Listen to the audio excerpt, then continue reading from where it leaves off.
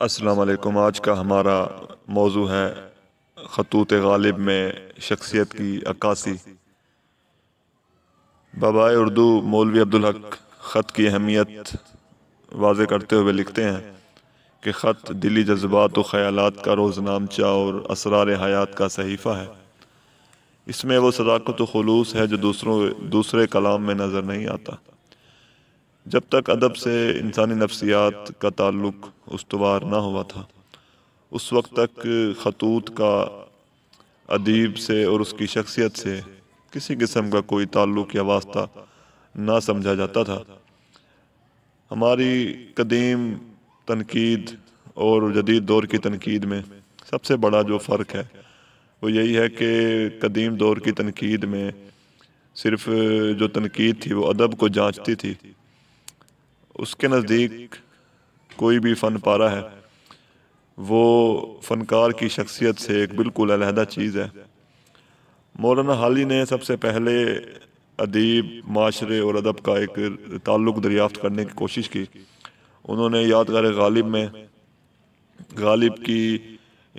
کلام کی فنی خصوصیات کے ساتھ ساتھ اس کی شخصیت کو بھی اجاگر کرنے کی کوشش کی، اور اسی وجہ سے انہوں نے خطوط سے بھی کام لیا۔ اور ماہرین نفسیات کے نزدیک ادب کے ذریعے دراصل انسانی جو ہے انا اس کا اظہار ہوتا ہے، اور اس بات سے ہم اختلاف بھی کر سکتے ہیں، مگر یہ بات ہر کوئی تسلیم کرتا ہے کہ خطوط یا ڈائری کی شکل میں ہمیں جو ہے ایک ایسی چیز مل جاتی ہے جس کے ذریعے ہم ادیب کی نفسیات کا تھوڑا بہت جائزہ ضرور لے سکتے ہیں۔ اس طرح ڈائریاں اور خطوط جو ہیں وہ خاصی اہمیت اختیار کر لیتے ہیں، لیکن یہ جو ڈائریاں اور خطوط ہیں یہ دراصل ذاتی نوعیت کی چیزیں ہیں، کیونکہ ڈائری کی اشاعت تقریباً ناممکن ہے، اور اسی وجہ سے صرف خط ہی ایک ایسی چیز ہے جس کے ذریعے ہم ادیب کے ذہن میں جھانکنے کی کوشش کر سکتے ہیں۔ اقبال اور شبلی نعمانی دونوں نے ہی عطیہ بیگم کو خطوط لکھے۔ ان سے دونوں کی شخصیت پر نئے زاویوں سے روشنی پڑتی ہے۔ شبلی کی جو عشق کی داستان تھی وہ ان کے خطوط کے ذریعے ہی مرتب کی گئی۔ اسی طرح اقبال کی شخصیت کے بہت سارے پہلو ایسے ہیں جو ہمیں ان کے خطوط میں نظر آتے ہیں، یعنی خطوط وہ آئینہ ہے جس میں لکھنے والے کا کردار، اس کے حالات، اس کا ماحول اور نظریات جو ہیں وہ ہمیں صاف ظاہر نظر آ جاتے ہیں۔ جب ہم مرزا غالب کے خطوط کا مطالعہ کرتے ہیں تو وہ ایک توانا شخصیت اور ایک بھرپور شخصیت جو ہمیں مرزا غالب کی نظر آتی ہے وہ ان کے خطوط میں پس منظر میں چلی جاتی ہے، جس کا احساس یعنی ان کی شخصیت کا جو روب اور دبدبہ ہے وہ ان کے کلام سے نظر آتا ہے، مگر ان کے خطوط میں ہمیں ایک فقیر اور اپاہج قسم کا غالب نظر آتا ہے، جس کی پنڈلیوں پر ورم ہے، اس کے پاؤں پر پھوڑے ہیں، جو فساد خون میں مبتلا ہے، جو ضعف معدہ میں گرفتار ہے،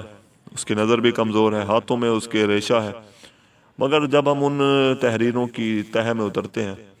تو ہمیں ایک چڑچڑے اور غصیلے بوڑھے کی بجائے ایک فلسفی ملتا ہے جو بڑے ہلکے پھلکے اور مزاحیہ انداز میں زندگی کے رازوں سے پردہ اٹھاتا ہے۔ غالب کو اگرچہ ایک ستم پیشہ ڈومنی سے عشق تھا،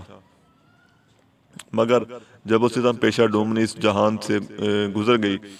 تو غالب کی ایک غزل جو آج بھی اس ڈومنی کا نوحہ سمجھ کر پڑھی جاتی ہے کہ درد سے میرے ہے تجھ کو بے قراری ہائے ہائے، کیا ہوئی ظالم تیری غفلت شعاری ہائے ہائے۔ تو غالب پر اس واقعے نے نہایت ہی گہرا اثر ڈالا۔ جوانی کا عشق اگرچہ پرخلوص بھی ہو تو بھی وہ کافی اثر انداز ہوتا ہے۔ غالب کو جو ہے اس کی شاعری نے کافی حد تک بچائے رکھا، اور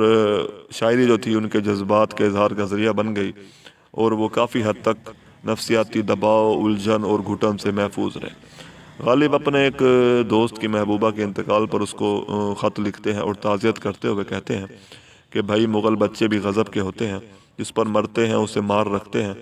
میں بھی مغل بچہ ہوں، عمر بھر میں ایک ستم پیشہ ڈومنی کو مار رکھا ہے، اب بھی کبھی کبھی وہ ادائیں یاد آتی ہیں، اس کا مرنا زندگی بھر نہ بھول سکوں گا۔ تو وہ ان کی محبوبہ کی موت نے غالب کی شخصیت میں جو ایک نفسیاتی طور پر رنگ آمیزی کرنی تھی، وہ رنگ آمیزی ہمیں ان کی نفسیات میں نظر آتی ہے، مگر غالب اس کے پھر عادی ہو گئے، اور غالب کی کیونکہ زمانے نے قدر نہ کی، اور غالب کو اس قدر ناشناسی کا احساس عمر بھر رہا، اور وہ اس احساس سے سمجھوتا بھی نہ کر سکے، اور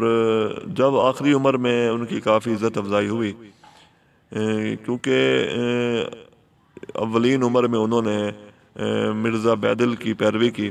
تو لوگ ان کے مشاعروں میں جو ہے وہ فکرے کسنے لگے، ان کا مذاق اڑانے لگے، اور غالب کی شاعری کو جو ہے وہ ہمیشہ محاورہ گوئی سے استاد شاہ یعنی ابراہیم ذوق کی شاعری سے جو ہے ان کا موازنہ کیا جاتا تھا۔ تو غالب کے کلام کو الہام اور اسے جو فلسفہ ہے وہ ان کے مرنے کے بعد کہا گیا تھا، مگر ان کی زندگی میں جو ہے وہ غالب کے ساتھ کچھ اچھا سلوک نہ کیا گیا۔ تو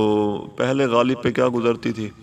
تو غالب لکھتے ہیں کہ ہر شخص نے بقدر حال ایک ایک قدردان پایا،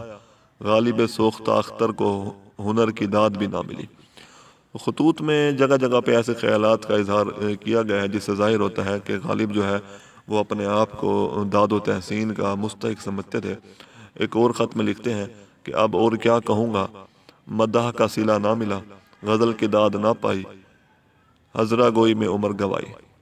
تو غالب کو نظم اور نثر میں کیونکہ یکساں طور پر مہارت حاصل تھی، مگر جب بھی انہیں کوئی تعزیتی خط لکھنا پڑتا تھا تو وہ خاصے مشکل کا شکار ہو جاتے تھے۔ اس کی وجہ یہ تھی کہ غالب موت کا ذکر کرتے ہوئے بہت ڈرتے تھے، گھبراتے تھے، مگر پھر بھی کیونکہ تعزیتی خطوط جو ہیں غالب کے لکھے ہوئے وہ ایک بہترین کتھارسس کا ذریعہ ہے۔ غالب کے خطوط پڑھ کے غم کی کیفیت کم ہو جاتی ہے، کیونکہ غالب غم کی کیفیت کو ختم کرنے کے لیے ایک بڑے غم کی مثال دیتے ہیں۔ مثلا میاں داد سیاح کے ہاں ایک لڑکا پیدا ہوا اور وہ پیدا ہوتے ہی مر گیا۔ اس خبر کو سن کے غالب کے زخم جو ہے وہ ہرے ہو گئے، کیونکہ غالب کے ہاں بھی 7 بچے پیدا ہوئے اور پیدا ہوتے ہی مر گئے، اور کوئی بھی جو بچہ تھا وہ 15 مہینے سے زیادہ زندہ نہ رہا۔ تو غالب خط میں لکھتے ہیں تمہارے ہاں لڑکے کا پیدا ہونا اور اس کا مر جانا معلوم ہو کر مجھ کو بڑا غم ہوا۔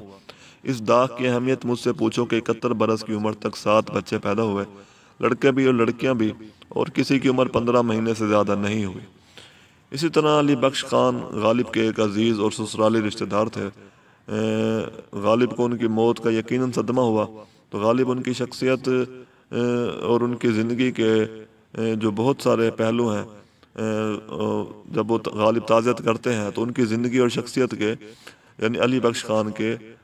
خط میں آ جاتے ہیں، جس سے غالب کی اس وقت کی پیدائش اور ان کی عمر کے سال کا اندازہ بھی ہوتا ہے۔ غالب لکھتے ہیں کہ علی بخش خان مرحوم مجھ سے 4 برس چھوٹا تھا،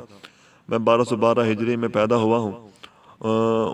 اب کے رجب کے مہینے میں 69واں برس شروع ہوا ہے۔ اسی طرح ایک اور جگہ پہ خط میں لکھتے ہیں کہ میں 5 برس کا تھا میرا باپ مرا، 9 برس کا تھا کہ چچا مرا۔ تو اردو ادب میں غالب پہلے شخص ہیں جنہوں نے اپنے خطوط کے ذریعے اپنی شخصیت کو اجاگر کرنے کی کوشش کی ہے۔ ان کی شاعری میں ہمیں ان کی شخصیت نظر نہیں آتی، اور یہ بھی نہیں پتہ چلتا کہ غالب کو جو ہے حالی نے حیوان ظریف کیوں کہا ہے، مگر جب ان کے خطوط ہم پڑھتے ہیں تو ہمیں اندازہ ہو جاتا ہے کہ غالب کو حیوان ظریف کیوں کہا گیا، کیونکہ ان کے خطوط میں جو ہمیں نظر آتا ہے کہ غالب کی جو شخصیت تھی اس میں شوخی اور ظرافت جو تھی وہ کوٹ کوٹ کر بھری ہوئی تھی۔ غالب ایک خط میں لکھتے ہیں کہ اور لوگ روٹی کھاتے ہیں میں کپڑا کھاتا ہوں، میاں تمہارے دادا نواب امین الدین بہادر ہیں، میں تمہارا دل دادا ہوں، الائی مولائی خدا کی دہائی۔ غالب کی شخصیت کا یہ جو انداز ہے، ان کی شوخی اور ظرافت ہے، یہ ان کے خطوط سے ظاہر ہے، جس بنا پہ حالی نے انہیں حیوان ناطق کی بجائے حیوان ظریف کہا ہے۔ غالب نے جس ماحول میں آنکھ کھولی تھی وہ نہایت ہی انقلابات کا اور پورا شوب دور تھا۔ انگریز پورے برصغیر پہ قابض تھے اور غالب کی شخصیت پر ان حالات کا بھی اثر ہوا۔ دلی کی تباہی، پنشن کے حالات اور غالب کی شاعری کو داد و تحسین نہ ملنا، اولاد کا ہو کر مر جانا، غم دنیا، غم روزگار اور قید، یہ سارے عوامل ایسے تھے جس نے ان کی شخصیت کو بڑا متاثر کیا۔ آخر انہوں نے تنگ آ کر درد کو ہی جو اپنی دوا بنا لیا، اور وہ رنج سے خوگر ہو کر رنج کو یعنی غم کو مٹانے کی کوشش کرتے رہے۔ اور اس نفسیاتی حالت میں جو ہے انسان جو ہے وہ دوسروں کا نشانہ بننے سے پہلے خود ہی اپنے آپ پہ ہنسنا شروع کر دیتا ہے۔ تو غالب کہتے ہیں کہ یہاں خدا سے بھی توقع نہیں، مخلوق کا کیا ذکر، کچھ بن نہیں آتی، آپ اپنا تماشائی بن گیا ہوں، رنج و ذلت سے خوش ہوتا ہوں، یعنی اپنے آپ کو غیر تصور کر لیا ہے، جو تک مجھے پہنچتا ہے کہتا ہوں کہ غالب کے ایک اور جوتی لگی۔ تو یہ خط جو ہے ہمارے سامنے بہت سارے سوال پیدا کرتے ہیں۔ کیا واقعی غالب جو تھے وہ حالی کے بقول ایک حیوان ظریف تھے، یا یہ جو ظرافت تھی اور یہ شوخی اور طنز تھا یہ ایک دفاعی عمل تھا کہ غالب نے حالات سے تنگ آ کر اپنے آپ کو اپنا غیر تصور کر لیا تھا اور اپنے آپ پہ ہنسنا شروع ہو گئے تھے؟ تو اس کو ہم سیدھے انداز میں یہ بھی کہہ سکتے ہیں کہ غالب کیونکہ اپنی ذات اور اپنے جو ہے خارجی ماحول سے ٹکرانے کی طاقت نہ رکھتے تھے، اور اسی وجہ سے ان کا جو ذہن تھا وہ دو حصوں میں ہمیں تقسیم نظر آتا ہے۔